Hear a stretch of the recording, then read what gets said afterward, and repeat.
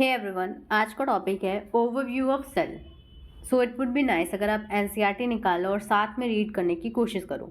Last video में हमने देखा था सेल थियोरी, किस तरह से स्लाइडेन और सॉन ने सेल थियोरी दिया, बट उन्होंने बताया नहीं है कि जो सेल्स होते हैं वो किस तरह बनते हैं, तो रदरवर्ड काउ आते हैं वो बताते हैं। अब हम देखेंगे overview of cell. You have earlier observed cells in an onion peel और human cheek cell under the microscope. यानी ये बोल रहा है कि आपने पहले देखा होगा अनियन पील, यानी कि जो प्याज का जो छिलका होता है बेसिकली, ठीक है, वो देखा होगा आपने, या फिर ह्यूमन चीक, जो हमारा चीक होता है, चीक सेल, उससे देखा होगा माइक्रोस्कोप में।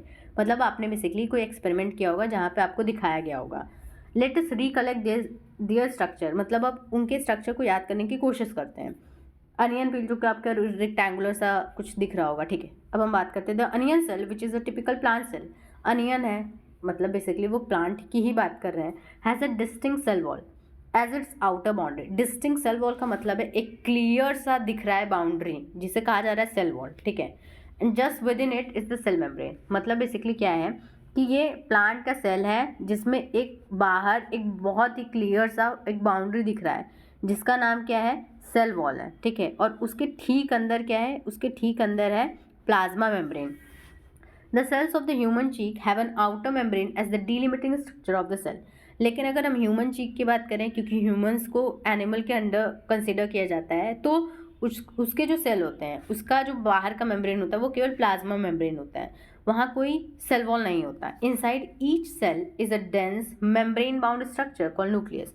हर सेल के अंदर, चाहे वो प्लांट का सेल हो चाहे वो एनिमल का सेल हो, बेसिकली यूकेरियोटिक सेल, ठीक है, आप उस सेल के अंदर देखोगे कि एक स्ट्रक्चर जो काफ़ी डेंस होगा, ठीक है। डेंस का मतलब समझ में आ रहा है ना, कि स्पेस कम होगा लेकिन लोग ज़्यादा, that is dense for you. तो एक ऐसा स्ट्रक्चर होगा जो कि डेंस होगा और मेम्ब्रेन से कवर्ड होगा। मेम्ब्रेन का मतलब समझो एक कवरिंग, ठीक है, कि ये मान लो चिप्स है, चिप्स का ये बाहर पैकेट हो गया, ठीक है, तो उस पूरे स्ट्रक्चर को क्या कहेंगे, न्यूक्लियस कहेंगे। दिस न्यूक्लियस कंटेन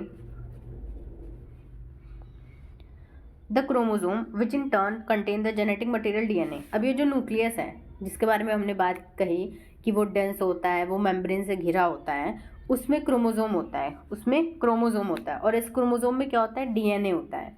समझ में आ गया। Cells that have membrane bound organelles membrane bound nuclei are called eukaryotic. अब दो तरह के सेल होते हैं न्यूक्लियस के बेसिस पे। ऐसे सेल जिसमें कि न्यूक्लियस मेम्ब्रेन से घिरा होता है उसे यूकेरियोटिक सेल कहते हैं, और ऐसे सेल जिसमें कि मेम्ब्रेन बाउंड न्यूक्लियस नहीं होता उसे प्रोकैरियोटिक सेल कहते हैं। प्रोकैरियोटिक सेल ही पहले आता है, उसके बाद प्रोकैरियोटिक से इवॉल्व होकर यूकेरियोटिक सेल बना है। In both prokaryotic and eukaryotic cell, a semi-fluid matrix called cytoplasm occupy the volume of the cell. चाहे वो प्रोकैरियोटिक सेल हो जिसमें न्यूक्लियस तो है लेकिन वो कवर में बंद नहीं है, चाहे यूकेरियोटिक हो जहाँ पे न्यूक्लियस है और कवर में बंद है, दोनों में एक स्पेस होता है जिसे साइटोप्लाज्म कहते हैं। वो क्या होता है, जेली जैसा मटेरियल से बना होता है, सेमी फ्लूइड होता है, जिसमें जो बाकी ऑर्गेनल्स होते हैं वो फ्लोट कर रहे होते हैं।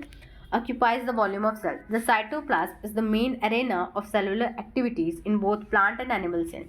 साइटोप्लाज्म वो जगह होता है जहाँ पे सारे काम प्लांट और एनिमल सेल के होते हैं।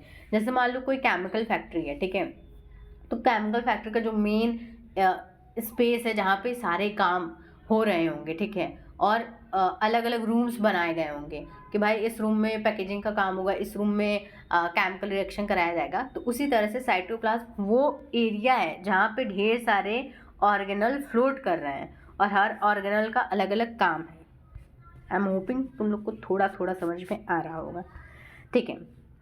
दी chemical reaction occur in it to keep the cell in the living state. ये जो केमिकल रिएक्शंस हो रहे होते हैं इससे जो सेल होता है वो लिविंग स्टेट में रहता है। अगर किसी भी ऑर्गेनिज्म में केमिकल रिएक्शन हो रहा है खुद से तो वो लिविंग स्टेट में, और नहीं हो रहा है तो वो डेड है, ऑब्वियस सी बात है।